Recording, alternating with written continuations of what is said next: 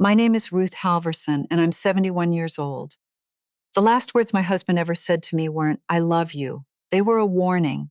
He squeezed my hand from his hospital bed, looked me dead in the eye, and told me to never, not ever, sign our house over to anyone until I was good and certain. Not even our own son. I almost broke that promise the week Danny got married. 8 months later, it was the only thing standing between me and a one-bedroom apartment across town, with my whole life packed into boxes I didn't choose. If you're listening from somewhere far away, drop your city in the comments so I can see how far this has traveled. And please, stay with me until the end, because the part everybody remembers isn't the part you'd expect. It was a Sunday afternoon in late October when I knew, for sure, that the war had already started without me.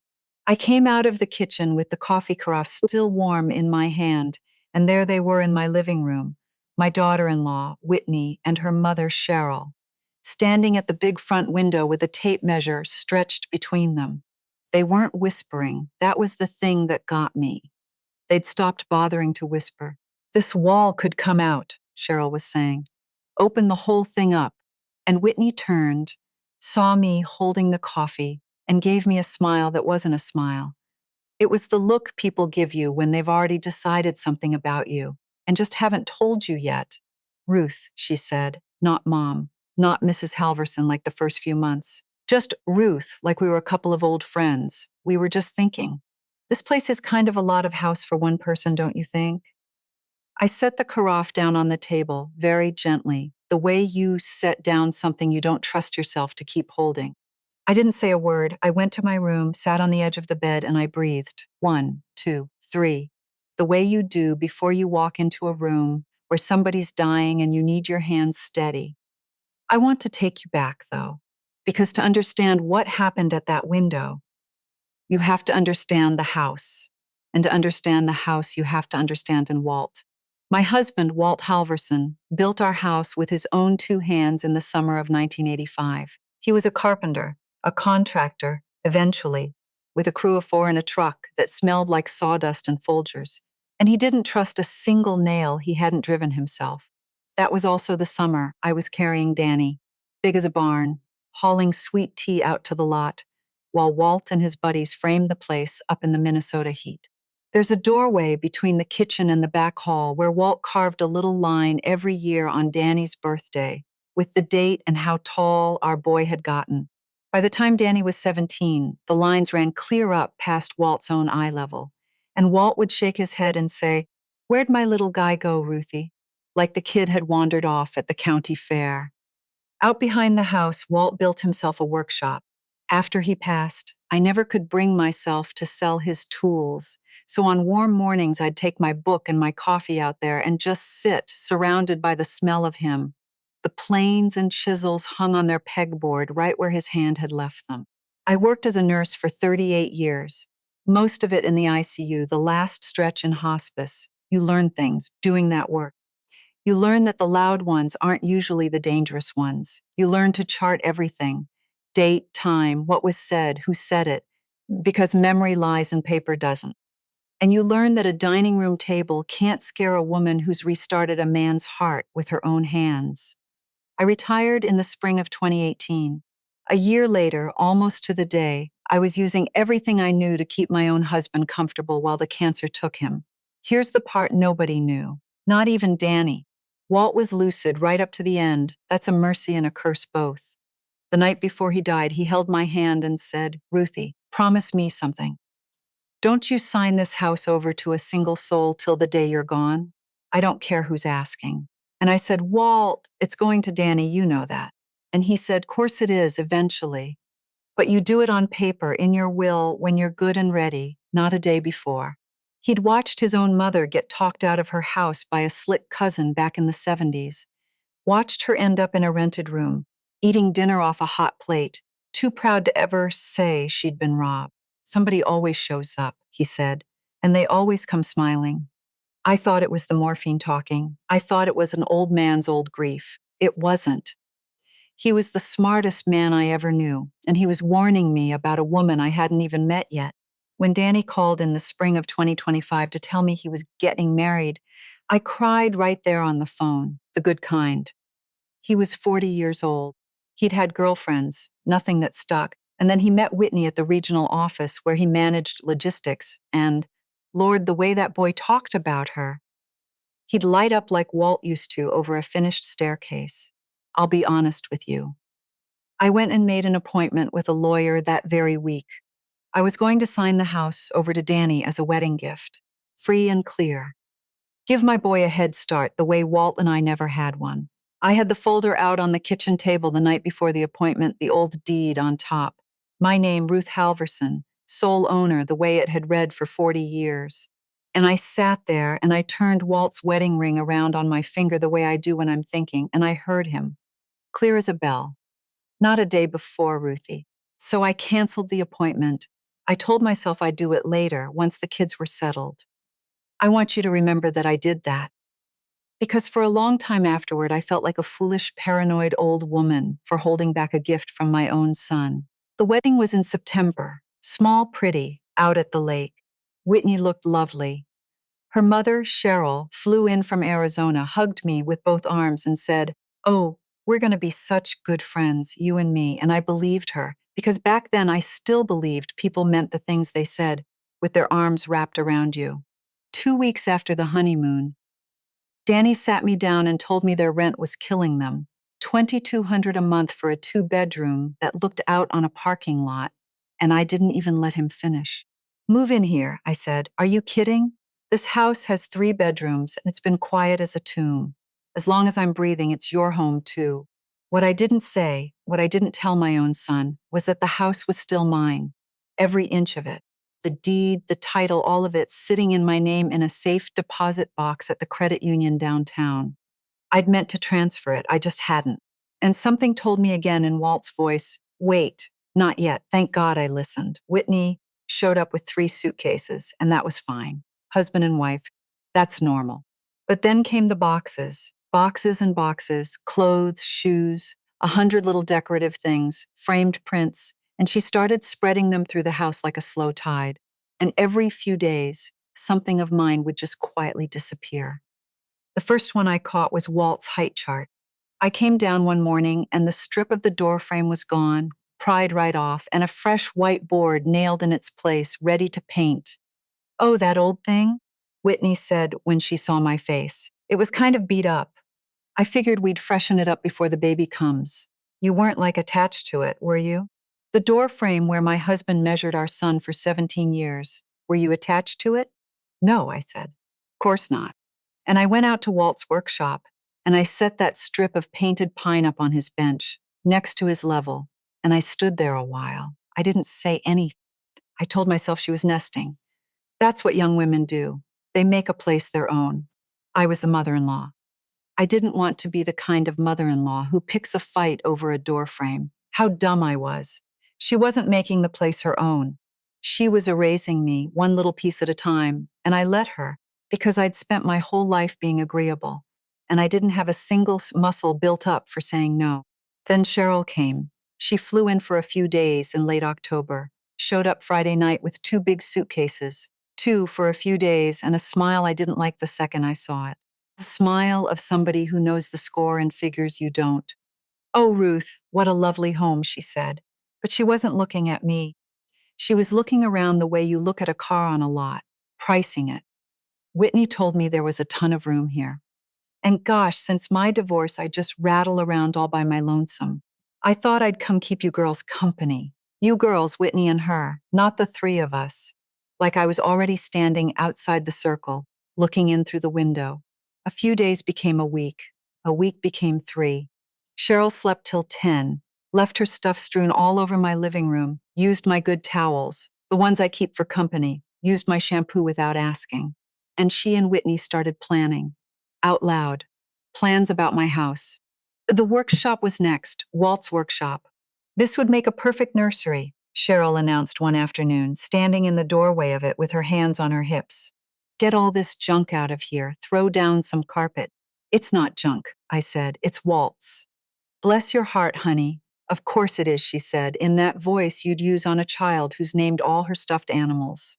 "But the man's been gone 6 years. You can't keep a whole room as a shrine. It's not healthy. It's not healthy. That became their favorite phrase. Everything I wanted to keep was not healthy. Everything they wanted to change was just freshening up. And in between, they treated me like a house guest who'd overstayed. I started noticing other things, little things, the kind a nurse notices.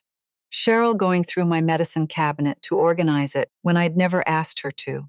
Cheryl at the little deck in my bedroom one afternoon with my file box open across her lap, just tidying up your important papers, honey. You really ought to keep these somewhere safe.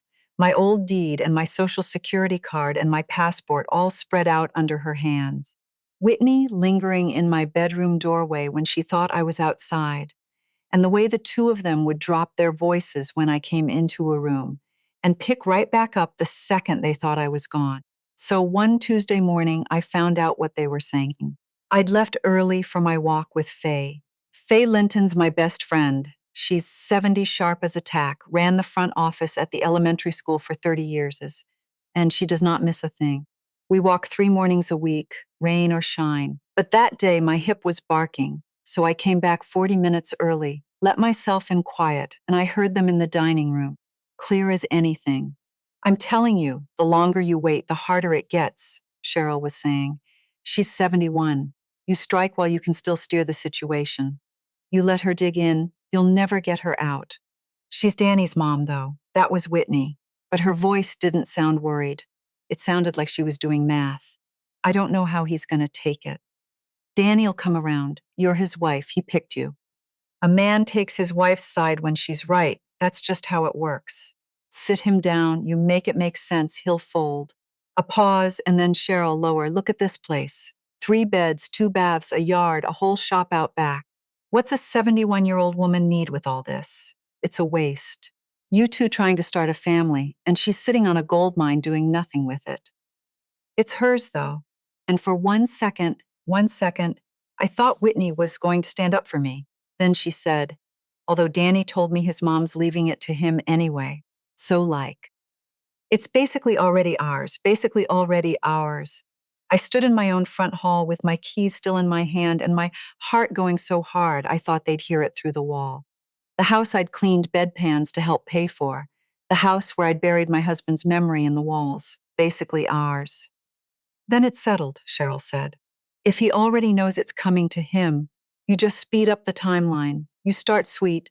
Tell her you found her some real cute apartments, somewhere she won't have to do stairs, somewhere she'll make friends her own age. And you push, a little at a time, till she says yes on her own. And if she won't, I want you to hear how Cheryl answered, because I've thought about it 1,000 times since. Then you make her want to leave, she said, and her voice went flat and cold, all the honey gone out of it. Move her stuff, take over her spaces, make her feel like a guest in her own house. Old folks get tired, Whit. They don't like a fight. You make it miserable enough. She'll go on her own, and thank you for the suggestion. I turned around. I walked back out my own front door without a sound. I stood on the sidewalk in the cold, and I breathed 1, 2, 3, and then I called Faye. Ruthie, what's wrong? You forget something? Faye, I said, and my voice came out steadier than I felt. Can you come get me? I need to talk to you. Not here. She didn't ask one single question. 10 minutes, she said. We went to the diner out by the feed store, the one with the bottomless coffee and the booths in the back, and I told her everything. From the door frame to the towels to what I'd just heard through the dining room wall. Faye listened the way she does, chin in her hand, not a peep, and when I finished, she reached across and put her hand over mine and squeezed. Ruth, she said, that woman and her daughter are trying to put you out of your own house. I know, and Danny? Danny doesn't know I heard. And Danny thinks the house is already his, is it? Faye fixed me with that office manager look. On paper. Whose name's on the deed? Mine. Just mine. Always has been. I never signed it over. Faye sat back. And she got this little gleam, the one she gets right before she says something that changes everything. Okay, she said. Then here's what you do. You don't tell them a thing. Not yet. You let them keep right on with their little plan. You let them get cocky. And meanwhile, she pointed her coffee spoon at me. You go see a lawyer, not just any lawyer. There's a gal in town, Lillian Brandt, does elder law. My cousin used her when this exact thing happened to my Aunt Pearl. Somebody circling, smelling money. You get your paper in order. You write down every blessed thing they do, and you get yourself checked out by a doctor. Checked out? I'm not sick. No, Faye said. But you listen to me, Ruth Halverson. People like that, when smiling stops working, they go to the other play. They start telling everybody you're confused. You're losing it. You can't manage your own affairs. And if there's nobody on record saying otherwise, they can get a judge to hand them the keys. It's called a conservatorship. Pearl darn near lost everything that way. She tapped the table.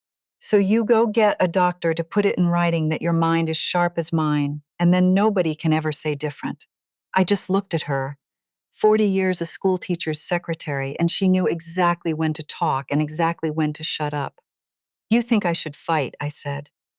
I think you should protect yourself, Faye said. And if your son won't do it, if he's going to sit there and let his wife and her mother walk all over you in the house his daddy built, then honey, you do it for yourself.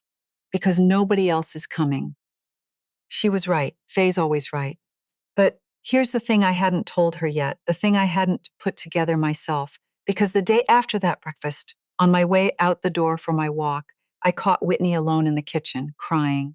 Not crocodile tears. The real kind, the ugly silent kind, with her hand pressed over her mouth so nobody'd hear. Whitney? I said. Honey, what is it?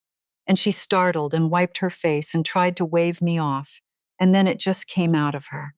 You don't get it, she said. You think I see how you look at me. But you don't get it. She was shaking. When I was 15, we lost our house. The real way. Bank on the lawn, sheriff on the porch way. 2008. My dad he couldn't make it work.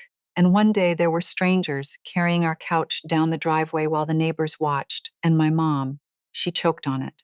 My mom swore she'd never not own a door she could lock again. She swore it. And I guess she made me swear it too, without ever saying so.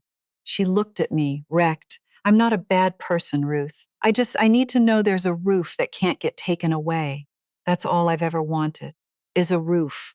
And just like that, the woman I'd been ready to hate cracked open in front of me, and underneath the cruelty, there was a scared 15-year-old watching strangers carry out the couch. That's when I understood this was more complicated than a wicked daughter-in-law. That's also when I understood it didn't change a single thing about what I had to do. Because being broken doesn't give you the right to break somebody else. Whitney had a reason. Cheryl had a plan. And those are not the same thing.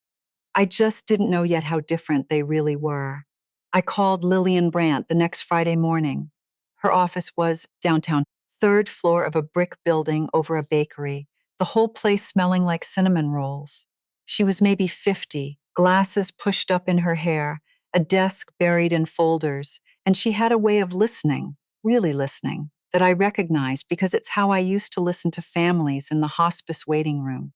I laid it all out, the deed in my name, the thing I overheard, the door frame, the medicine cabinet, the apartments Whitney kept finding, the way Cheryl had moved in for keeps. Lillian took notes the whole time on a yellow pad, and when I finished, she set down her pen. Mrs. Halverson, she said, legally you are holding every single card. This is your house, free and clear. Nobody, not your daughter-in-law, not her mother, not your son, has any right to be here except that you allow it. And what you allow, you can unallow anytime you want, with proper notice. I felt something let go in my chest, the first full breath I'd taken in weeks. So what do? She leaned forward. 3 things. First, you document everything. You've got a nurse's instincts, use them. Dates, times, exact words, save the texts. If they're saying these things out loud in your house and your state's a one-party consent state, which it is, you're allowed to record. She slid a card across the desk. Second, and I want you to take this seriously, because it's the one people skip, you go get a cognitive evaluation from a real physician on the record. Because the most common move I see in these cases, when the soft approach fails, is the family turns around and tells a court the homeowner's incompetent. They try to get a conservator appointed so they control the assets. If you've got a doctor's evaluation saying you're perfectly sound, that play dies before it starts. I thought of Faye in the diner saying the exact same thing. Two smart women, the same warning, and the third thing? Lillian sat back. Third, you get your affairs squared away the right way. A clean will, maybe a trust, so that when you decide where this house goes, it goes the way you want, the day you choose, and nobody can rush you and nobody can forge it. She looked at me kindly. The first consult's no charge. But Mrs. Halverson, I'd recommend you retain me. I don't think this is going to stay polite. I wrote her a check before I left. And that afternoon, I bought myself a little notebook, a nurse's habit, I suppose, the chart at the foot of the bed, and I started writing it all down.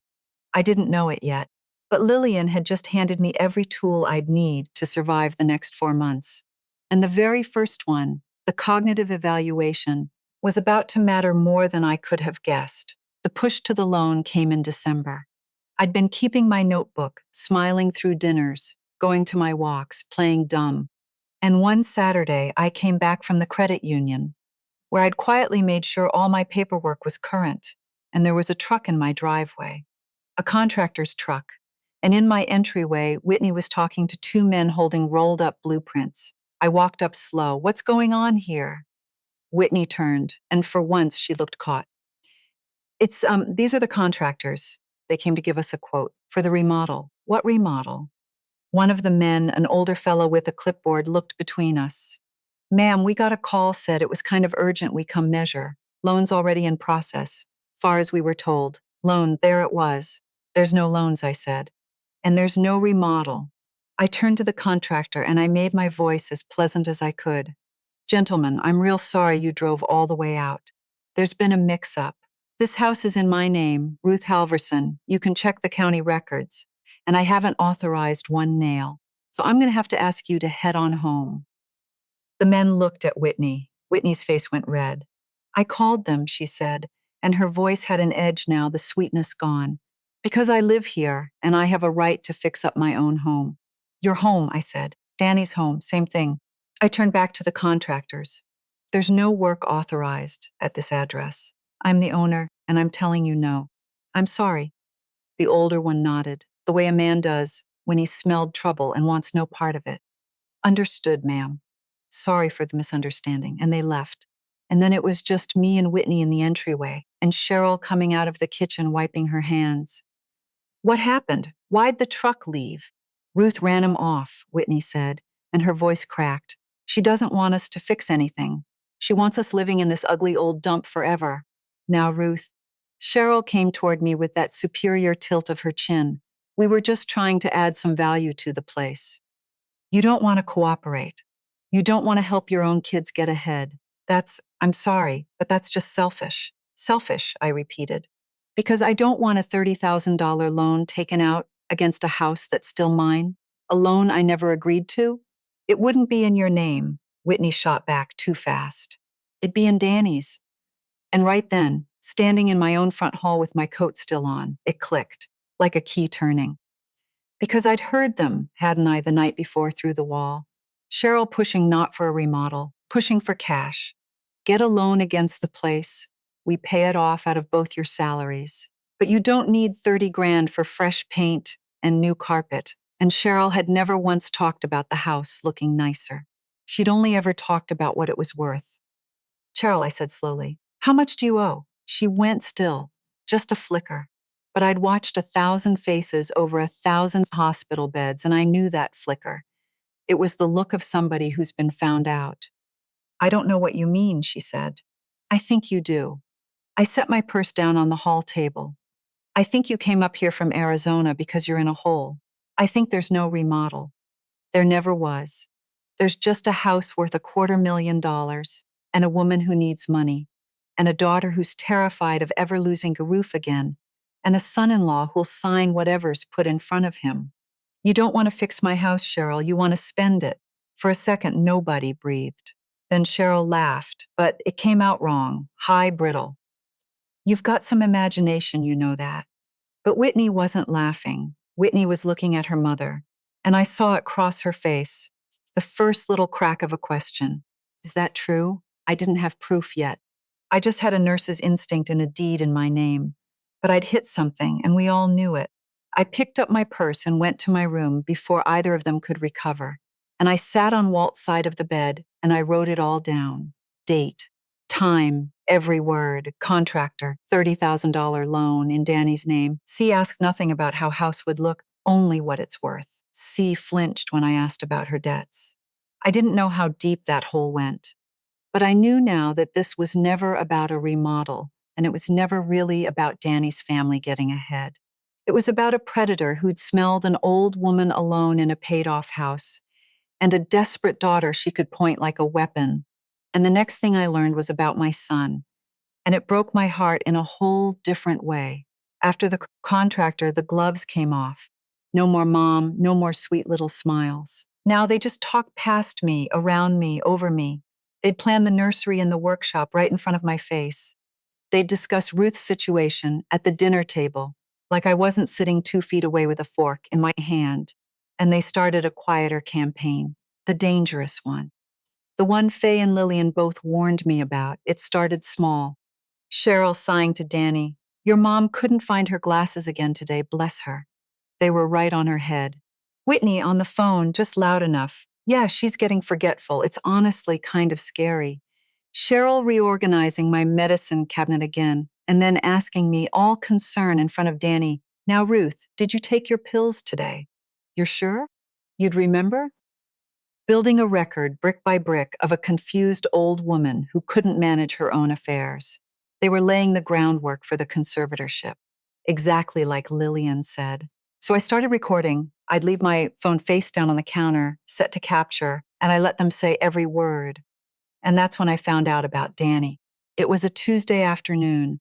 I'd come home early from my computer class. I take one at the library on Tuesdays, learning to FaceTime my sister in San Diego. And Danny's car's the drive, but it shouldn't have been. It was the middle of the workday. I came in quiet, and I found him sitting alone at the kitchen table in the dark, still in yesterday's shirt, staring at a stack of mail, and spread out in front of him were letters. I didn't mean to read them, but a mother's eye goes where it goes, and the top one had a logo I recognized, his company, and the word separation and final paycheck. Danny? He jumped a foot, swept the letters into a pile like a kid hiding a report card. "Mom, you're home early." "How long?" I said. I didn't even have to finish it. His shoulders came down. All the air went out of him. "Since August," he said to the table. "They cut my whole department." Mom, I've been getting up every morning and putting on a tie and driving to the library parking lot and sitting there till 5. His voice broke. "I couldn't tell Whitney. I couldn't tell you. We just got married, and I'm supposed to be. And her mom's already in my ear about money. And Whitney's the one covering the bills now, all of it. And every day I don't fix it, I owe her more." And he scrubbed his hands over his face. "If I cross them, Mom, I got nothing. No job, no money, and a wife whose mother already thinks I'm a deadbeat. So I keep my mouth shut, and I hate myself for it. You think I don't see what they're doing to you?" And there it was. I'd spent weeks furious at my son for his silence. Furious that the boy I raised, the boy I taught to tie his shoes and ride a bike and look people in the eye, could sit there while they treated me like furniture. But it wasn't that he didn't care. It was that he was 40 years old and unemployed and ashamed, hanging on by his fingernails to the one thing he had left, which was his wife. And Cheryl had figured out, the way predators do, exactly which fear to squeeze. I want to be fair to my boy. There was one night, weeks before, when Cheryl said something cruel about putting Ruth somewhere, and Danny, quiet, but he said it. "That's enough, Cheryl. That's my mother." And Cheryl had just smiled and changed the subject, and Danny had folded again, but he'd tried. Once, I held on to that. "Danny," I said, "why didn't you come to me?" "Because you'd help," he said miserably. "And I'm 40. I'm not supposed to need my mommy to bail me out." I sat down across from him. I wanted to fix it. Every cell in my body wanted to write him a check and make it all go away. That's what a mother does. That's what I'd done for 40 years. But I'd just learned something in Lillian's office and in Faye's diner and through the wall of my own dining room. Fixing it for him was how we'd all ended up here. So I just said, "We'll figure it out. But you have to tell Whitney the truth. And Danny, whatever happens with this house, I need you to remember that I love you. and that loving you does not mean I'm going to let anybody put me out of my home." He nodded, he cried. But he didn't tell Whitney, not yet, he wasn't ready. And meanwhile, Cheryl raised the stakes on us all, because that same week, Whitney found out she was pregnant. You'd think a baby would soften things. It did the opposite. It gave them a banner to march under. "We're bringing a child into this house," Cheryl took to saying, "and your son's mother won't even let us make it safe. Won't let us update a thing. It's not right. A baby needs stability, and it put me in a corner I hadn't seen coming. Because how do you put out a pregnant woman? My own grandchild growing right there under that roof? I lay awake at night with that one. I'm a nurse. I spent my life keeping mothers and babies safe.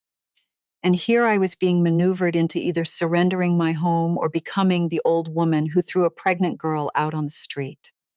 That was the trap, and Cheryl had said it beautifully. I almost gave up. I'll tell you that honestly.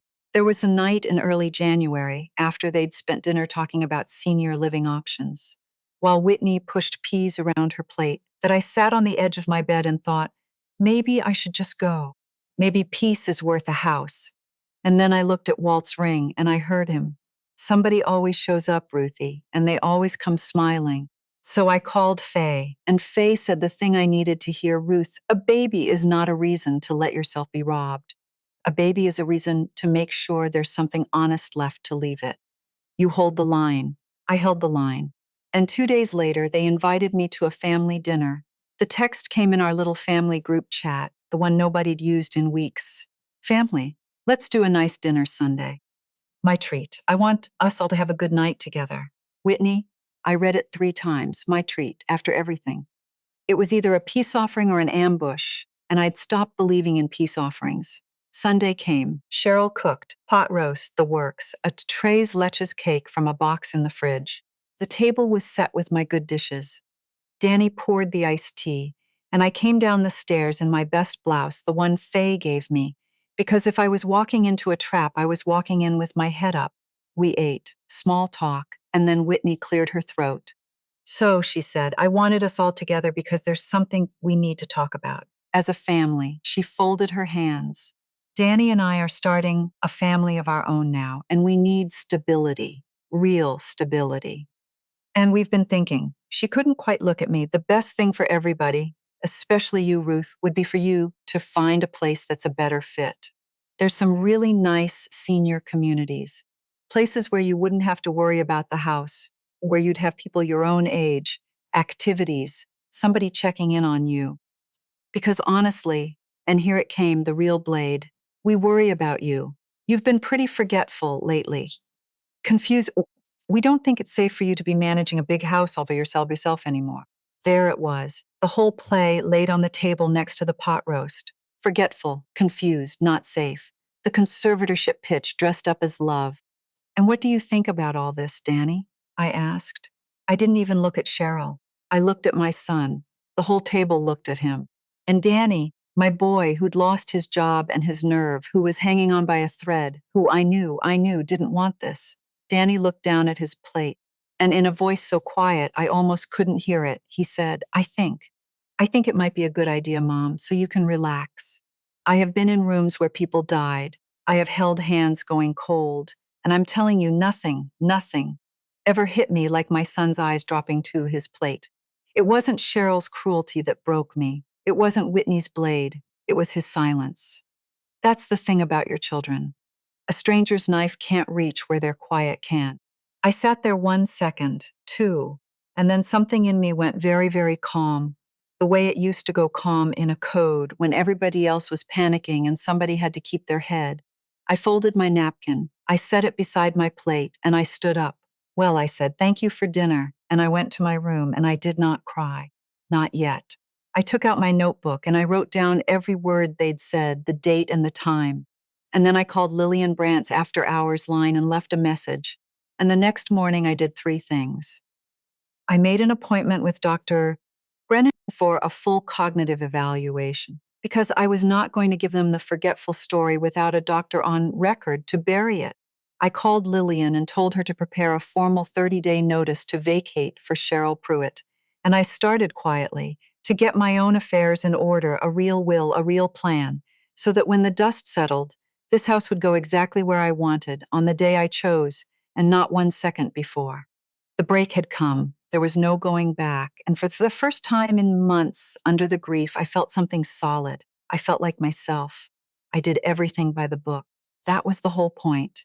Dr. Brennan ran me through 2 hours of testing, memory, reasoning, the clock drawing, all of it, and signed an evaluation that, in plain English, said my mind was sharp as a tack. I had it notarized. I put a copy in my safe deposit box and gave one to Lillian. Whatever they tried to tell a judge, I now had a wall they couldn't get over. Lillian drew up the notice. 30 days for Cheryl. And we kept building the record, every recording, every text, every page of my notebook. Meanwhile, something was happening to Whitney. I'd see it. The campaign against me had a cost for her, and it was getting heavier. Every time Cheryl coached her to call me confused, every time they talked about putting me in a home, I watched a 15-year-old girl flinch behind Whitney's eyes, a girl who'd watched strangers carry her mother's couch down the driveway. She was being asked to do to the exact thing that had been done to her, and it was tearing her in half. She started arguing with her mother, quietly in the next room, but I heard it. "This is different, Mom. This isn't the same. I don't want her in a home. And Cheryl hard, you want a roof you can't lose. This is how you get it. Don't go soft on me now." And then, in early February, Whitney found something. She told me later it was an accident. She was getting her mother's coat for her, and Cheryl's purse fell off the chair, and papers spilled out, and Whitney bent to gather them up, and one of them had my name on it, my signature, on a loan application, and on a power of attorney, and clipped behind it a half-filled quitclaim deed, the kind of document that signs a house over to somebody else. Except I had never signed any of it. I'd never seen any of it in my life. Cheryl had forged me. She'd taken the photocopies of my ID and Social Security card that she'd lifted months ago when she was organizing my files, helping me get my paperwork in order, and she'd practiced my signature, and she was assembling everything she needed to take my house out from under me on paper. The loan to pull cash, the power of attorney to act in my name, the deed to make it permanent. That was what the medicine cabinet snooping was. That was what the day at my desk with my file box open was. Not kindness, not even just cruelty. It was a thief casing a vault and lifting the keys one photocopy at a time. The whole time I thought she was just an awful house guest. She'd been forging the documents to steal my home. And Lillian, when I brought it to her, made one phone call and turned up the rest. Cheryl Pruitt had done this before. There was a court record in another state, a civil judgment a few years back, for financial exploitation of an elderly man she'd cared for. She'd talked her way close to a lonely old person with money, and she'd bled him, and she'd moved on when it got hot. My Walt, on his deathbed 6 years before he ever heard her name, had described her exactly. Somebody always shows up, and they always come smiling.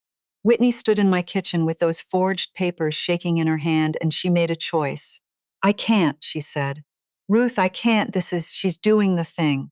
She's doing the exact thing." She was crying, the real kind again. "I wanted a roof. I'm not going to get one by taking yours.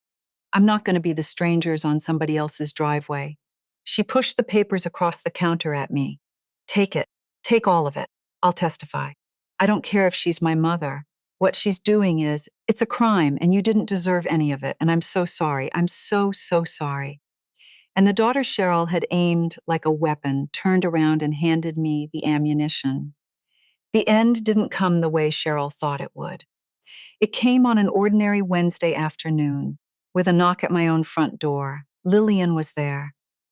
And behind her, 2 officers from the county sheriff's department and a woman named Sandra Voss from Adult Protective Services, because forging an elderly person's signature on a deed and a power of attorney, lifting her identity, attempting to steal her home, that's not a family squabble.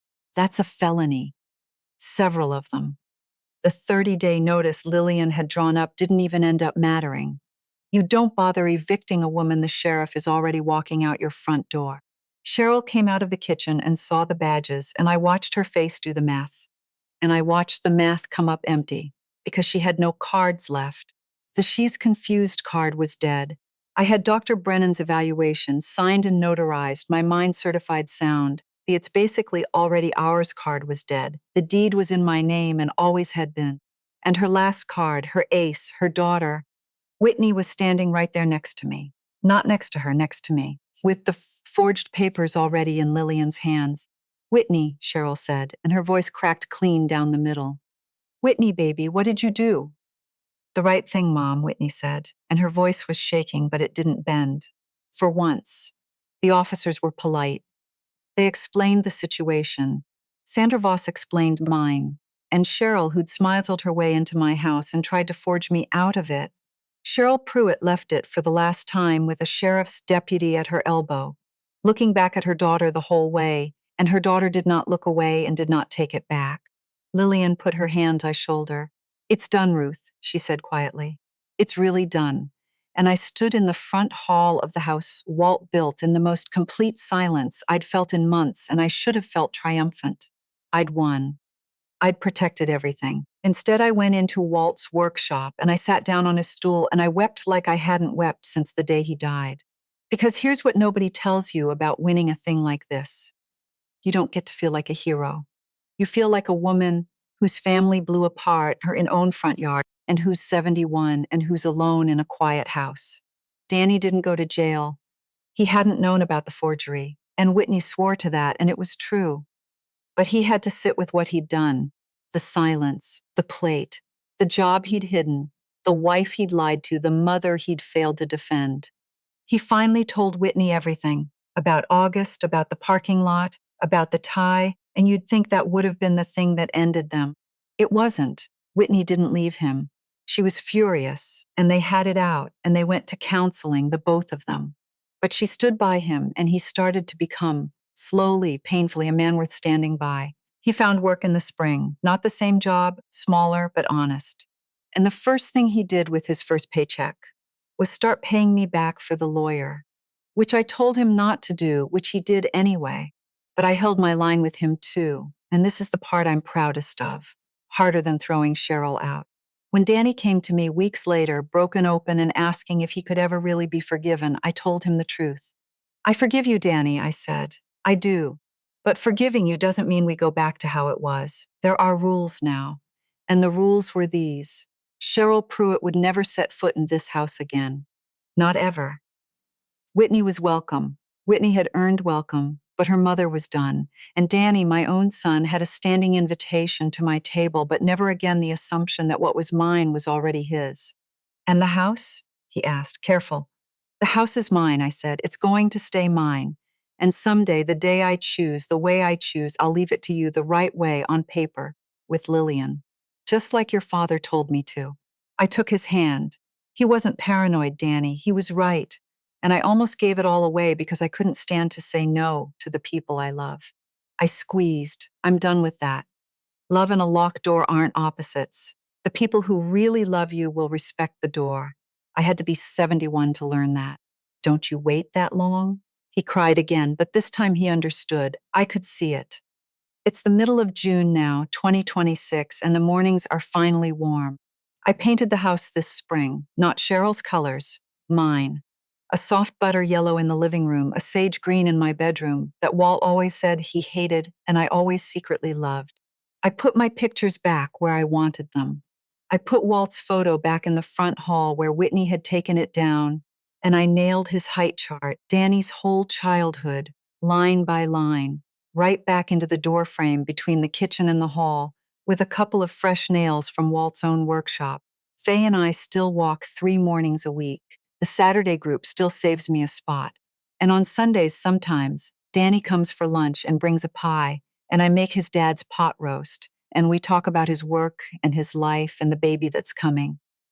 Whitney's about 7 months along now. We don't talk about Cheryl. We don't talk about the dinner or the papers or the parking lot. We don't need to anymore. Whitney comes too now, and she helps me in the garden. And the other day, she asked if she could learn how Walt's old planes worked. And I took her out to the workshop and showed her. And she ran her hand along the bench the way I do. And neither of us said anything, and it was all right. We're going to be a family again. Not the old way, never the old way, but an honest way, with rules and a locked door and the truth on the table. Last week, my sister flew up from San Diego, and we took pictures in the living room with all that yellow light pouring in. And I put them on Facebook, and I felt proud. Proud of my house, proud of my life. Proud that when everyone expected me to be weak, when everyone expected the agreeable old nurse to just go quietly into some little room and eat dinner off a tray, I didn't. This morning, I had my coffee out in Walt's workshop, like always, and I thought about how close I came. How close I came to losing every bit of it. My house, my dignity, my mind, the chart of my boy's childhood pried off a doorframe and thrown away. And I didn't lose it, because a dying man loved me enough to warn me, and a tired old woman was finally brave enough to listen and to say a word she'd spent 70 years afraid of. No. Sometimes that's the whole story. Sometimes protecting what's yours means being willing to end up alone in the quiet. It means standing up when everybody's betting you'll fold. It means saying no after a lifetime of yes. And it cost me, Lord, it cost me nights of crying in that workshop and a son I had to nearly lose to get back. But every single morning now, when I wake up in my bed, in my room, in my house, I feel something I hadn't felt in years. I feel like the owner of my own life. Not just the house, the whole life. And at 71, after raising a boy alone, after 38 years of taking care of everybody else, after burying the only man I ever loved, that's the most valuable thing I've got. The right to decide who I let through my door, and the courage at last to keep it locked. Before you go, I want to say something.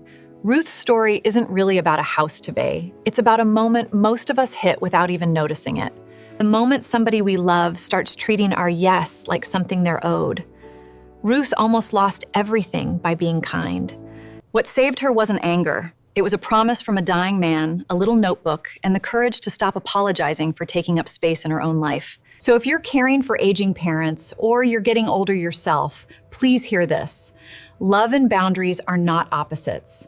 The people who truly love you will respect the door you keep pate, and the ones who won't were never really staying for you. I'd love to know, Prem, have you ever had to draw a line like Ruth did? Tell me in the comments. I read every single one. And I'll see you in the next story. Om worry, when hat come a story.